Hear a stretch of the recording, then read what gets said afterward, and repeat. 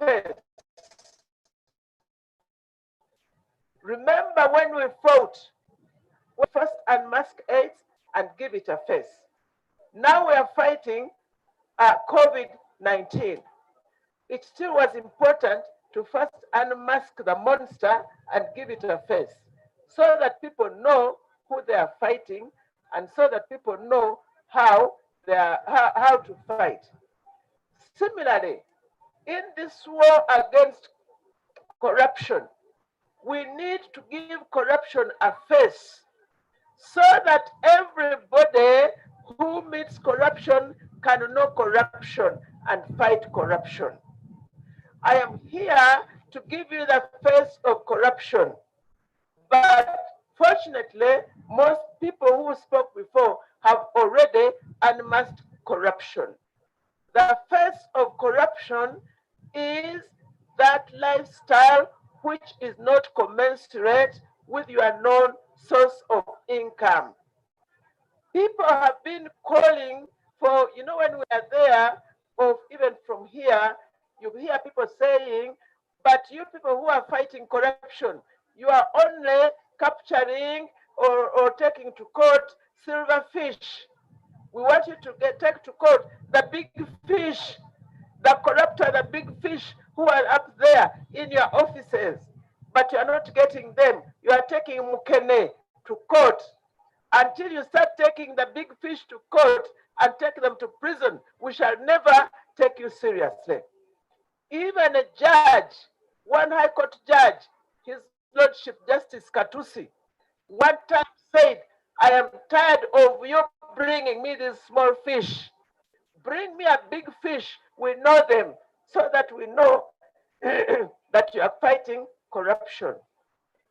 Now, we know the big fish who are fighting corruption, who are engaged in corruption. But this is what happens. The laws of Uganda, when you catch somebody, when you are, sorry, according to the laws of Uganda, when you accuse somebody of corruption or any sin against the laws of Uganda, you take them to court with evidence. Then the judge says, I want you to adduce evidence beyond reasonable doubt. Then you get a problem. Because those big fish you're talking about, who make deals and eat a whole road, which is valued at billions, or medicine for a hospital, you can never catch them negotiating that deal, because that's the evidence that the court wants. You can never catch them receiving money, because the judge says, give me evidence, adduce evidence beyond reasonable doubt. Now, this seems to be the problem that we have, to get evidence to take it to court. So the judge releases, that's what the gentleman was saying here.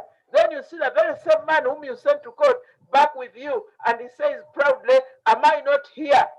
He ate the money, but we failed to get evidence beyond reasonable doubt.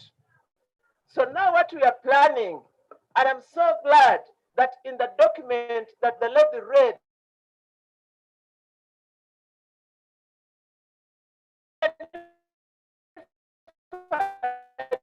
don't see you receiving money. Even if I cannot see you receiving the money, the evidence is in the assets which you acquire, which are beyond your income. That is the evidence that we want to be taking to court. And that's what we are calling lifestyle audit.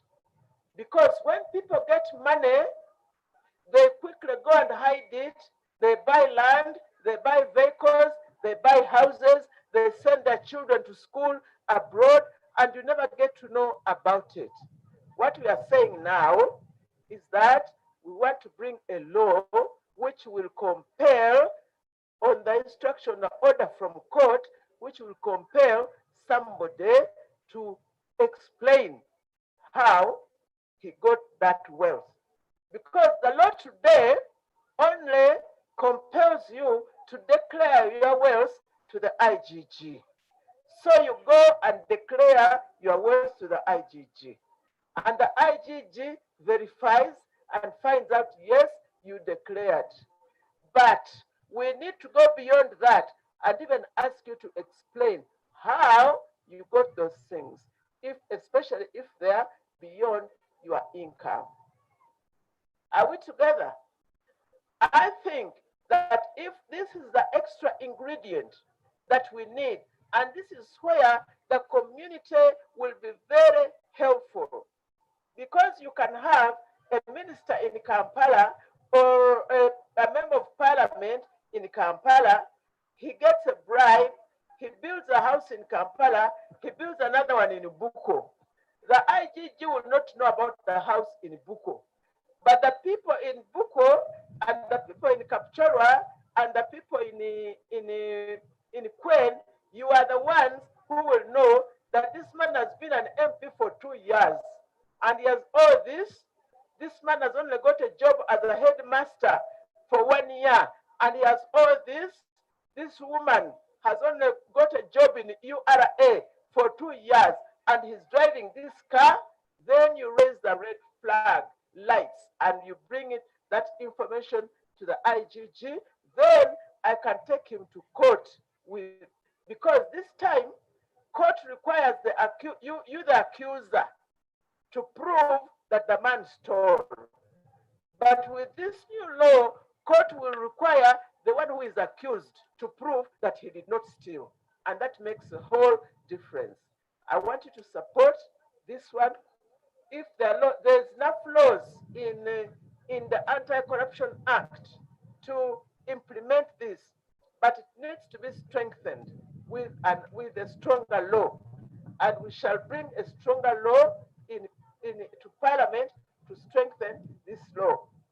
I want to tell you that even other countries like the United Kingdom and America and other developed countries, they are still fighting corruption and graft. And only in 2017, in the UK, they enacted a law which is called the Unexplained Wealth Order. In the Unexplained Wealth Order, you go to court and get a court order and you slap on somebody to come and explain his wealth. That will empower the communities to participate in being watchdogs over our leaders. But that being the case, the people also need a mindset change, because it is the people who glorify corruption. If somebody works for 4 years and does not yet build a house, you call him foolish. How can he work in URA for 4 years and does not build a house? What kind of person is that one? And the neighbor's son who works in URA for 2 years and builds a good house, you call that one clever and you respect him. Even in the church on functions, he gets a high seat. Why? Because he has made a lot of money. But from where? He did not get it from his father, he did not inherit it, he did not work for it, he just suddenly became rich. That's what they call illicit wealth. He suddenly became rich, and you can't explain that kind of wealth. So our own mindset is important to be changed. When you own a war, we must own the war as the victims. I want to tell you, ladies and gentlemen, and I see you people there are listening very carefully, all of you. I want to tell you something, that those people who are employed and get a salary are not victims of corruption. Most of them, most of these here, and myself included, we are not really victims of corruption, because corruption denies medicine in hospital. When I go to the hospital and there's no medicine, I will go to my employer and they can even fly me to Nairobi or to India, or they'll take me to a better hospital in Kampala. The person who feels the pain of corruption is the one who goes to the hospital and dies because there's no medicine and he has no choice. Or his son dies or his daughter dies. That is the victim of corruption. So we want the victims, the people who feel the pain of corruption, to wake up, to get up and lead in the war against corruption.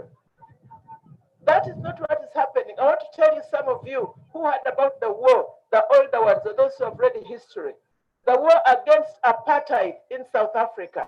You know, there was a great big war against apartheid in South Africa. But who was the owner of the war? Whose war is it? You must know whose war. And then the owner of the war must lead the fight against the war. In Luganda, we say, Anina Nyanimufu, who is the owner of the dead body? Who is the bereaved? Some of us are coming to help you to bury the dead body. But who is the bereaved? Because the bereaved is the one who touches the dirtiest or the most smelly part. That's what they say. So all Ugandans must know that they are victims, those who suffer the effects of corruption. And the people who made the play here helped us to expand it. When you go to hospital and there is no medicine, but the government sent money to bring medicine in the hospital. But between the consolidated fund and the cow, money disappears mysteriously. It is hijacked. It does not reach the people. So the people suffer all that lack of service delivery. They become the victims. They must come out and be the champions of fighting corruption. And this is the campaign that we are taking around the country. We must make corruption very risky and very uncomfortable. And people should start despising people who become wealthy without explanation. Don't clap for them. Don't glorify them. Despise them unless they can show where the money they got came from. I have listened to all your presentations here, and I appreciate that I actually came out myself here. I have listened to the pain of the people in Buko, and I promise you that I will make time and come to Buko myself. I have also listened to all the others, and I have told Mr. Siraja, please come here. His t-shirt says he's fighting corruption, but I don't know whether it's just wearing it today or because people are crying with some. And give me space, please. I don't want to. Oh, you have a mask. Are you vaccinated?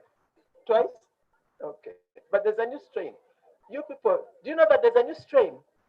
Don't take it for granted. This disease is very vicious.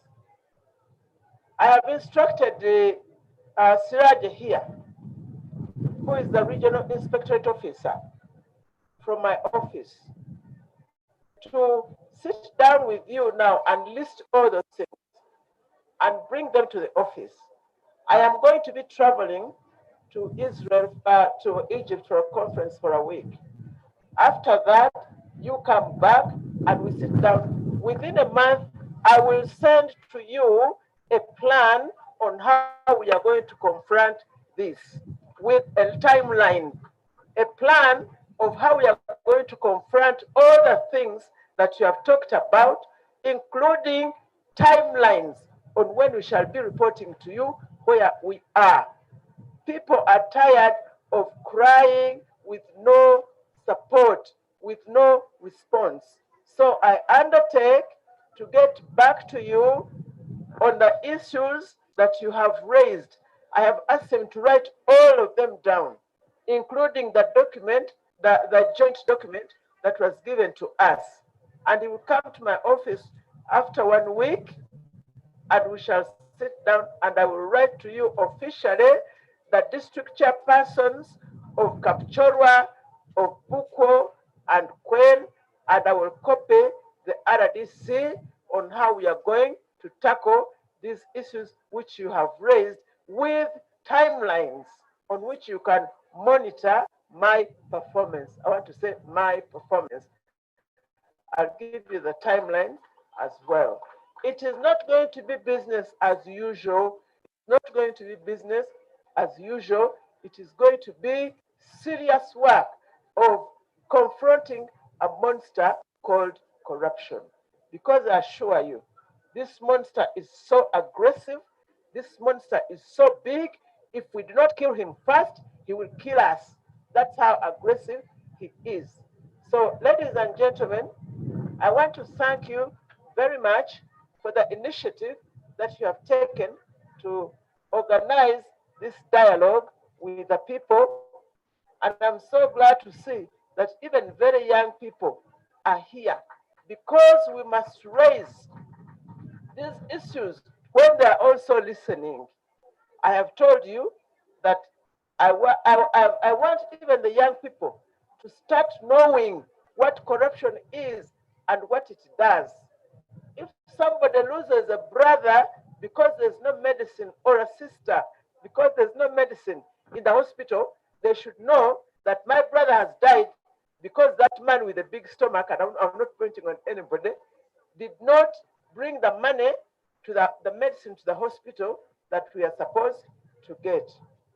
Finally, on the 9th of December this year, Thursday, Uganda will join the rest of the world to commemorate the Anti-Corruption Day.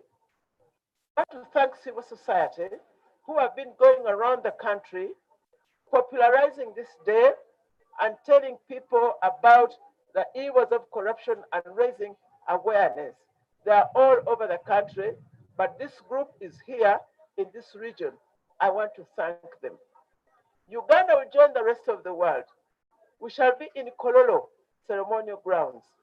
But I'm here to ask the districts of, of Kapchorwa and Sebei and Buko to also commemorate officially this day by holding special councils. I have already asked the Minister of Local Government to take this message through all the councils in Uganda, right from LC1, LC3, up to LC5.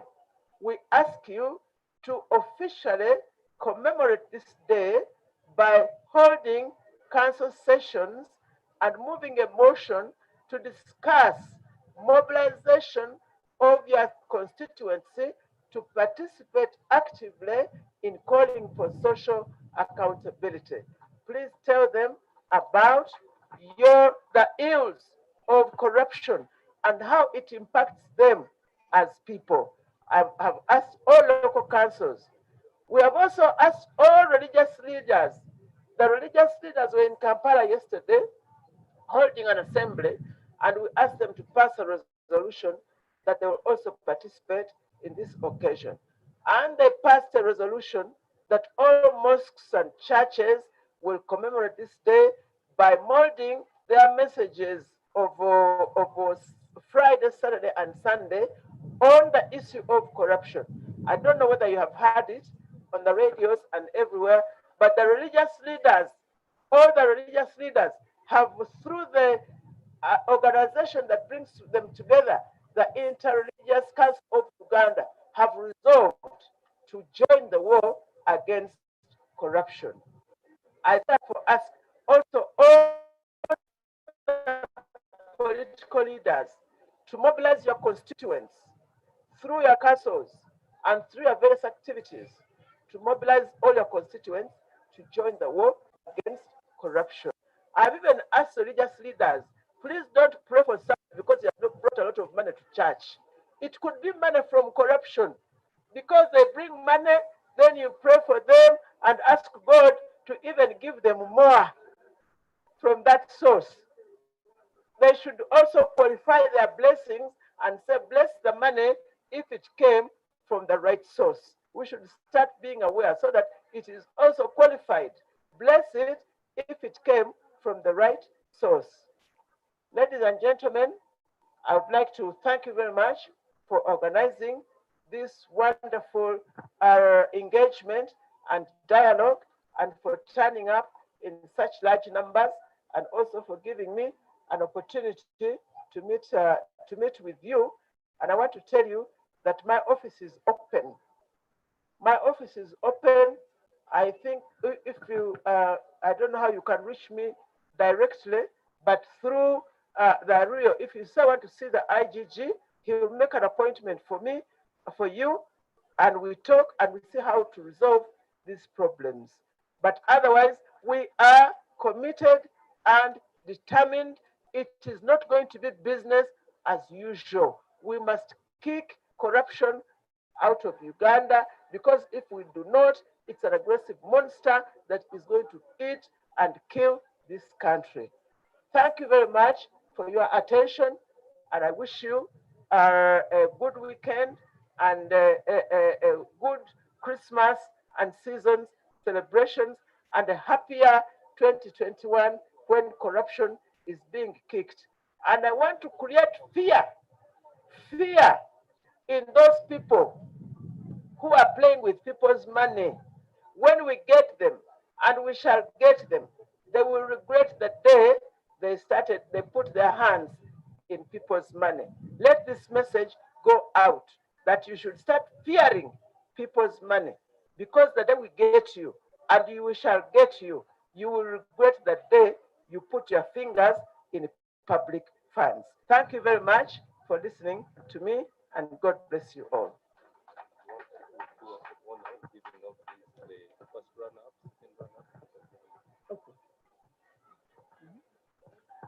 How they say thank you?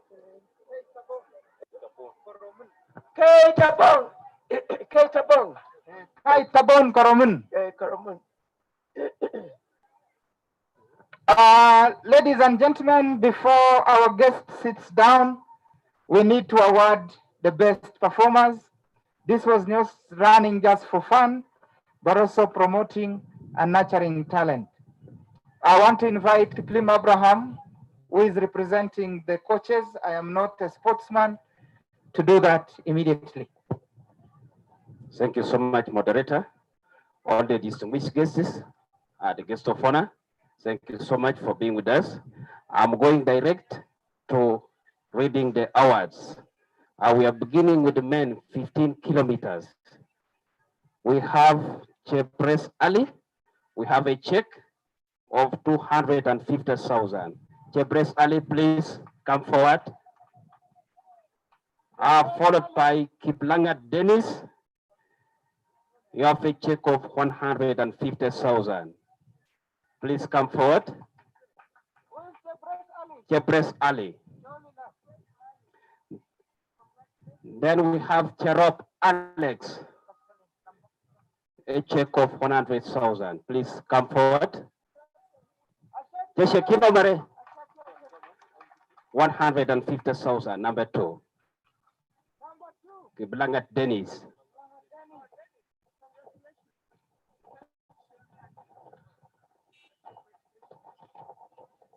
We have ladies. Marje Shekinibok, we clap for him. 100,000.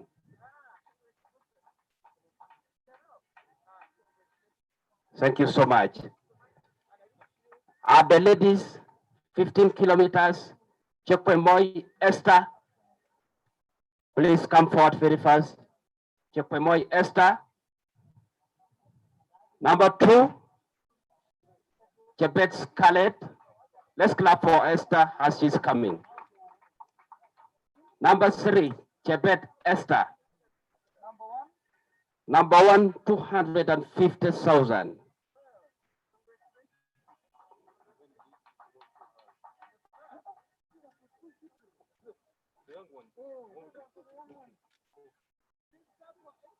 Please, let's clap for Esther.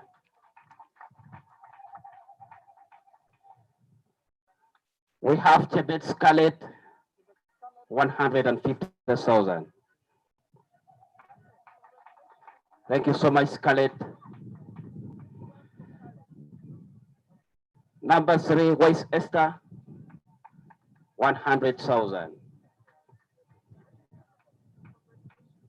Keep going harder. Thank you so much. We have 8 kilometers. 8 kilometers.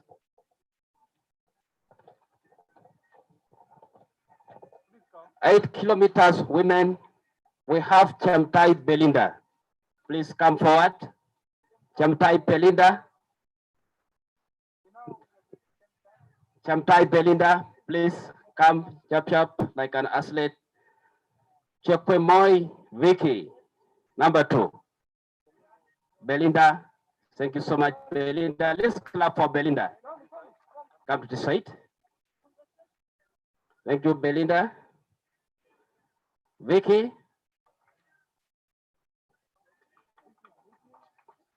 Vicky.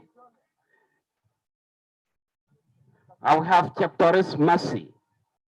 Where is Mercy? Chaptoris Mercy. She's here. 100,000. Let's clap for her. A smile on her face. Thank you. Men, 8 kilometers. We have Marupita. Marupita. Peter. Number 2, Kiprotich Martin M. Marupita, please come forward. We have Kiprotich Martin. Kiprotich Martin M. Please come forward. Thank you so much, Peter. We have Mutai Ezekiel, number 3. Mutai Ezekiel, that's number 2, is Kiprotich Martin. Let's clap for them. Our next champions. Thank you so much, Ezekiel.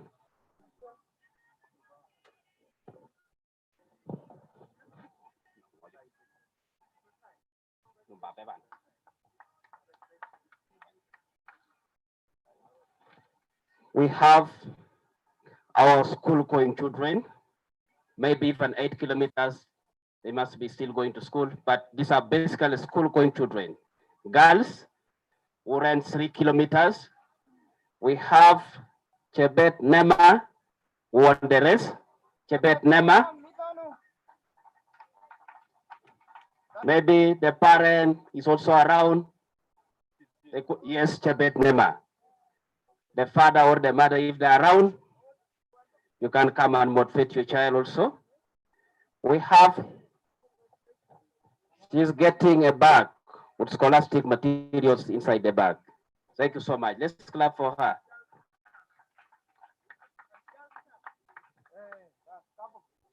We have Yago Benan. Yago Benan. Where is Benan? Please come forward.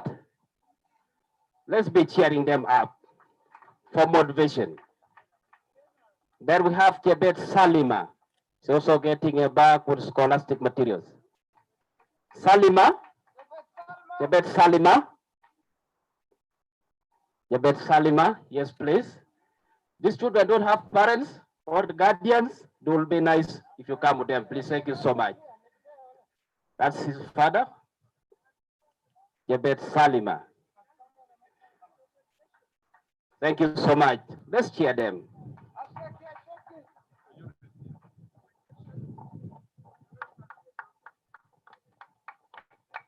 Boys, 3 kilometers.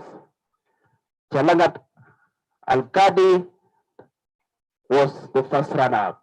Boys, Chalangat Al-Kadi, please come forward.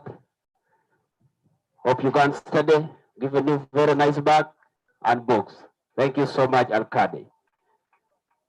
Number 2, Pemboy Alex.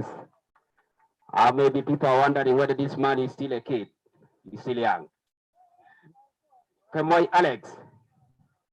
Pemboy Alex, go and read hard and also put the talent. Thank you so much. We cheer them up. Don't be jealous behind there. Number 3, Chelimo Jaram. Chelimo Jaram, please come forward. Jaram. Wow, these gentlemen are tall, but they are still young. So don't get worried there, like maybe these are big men. Thank you so much.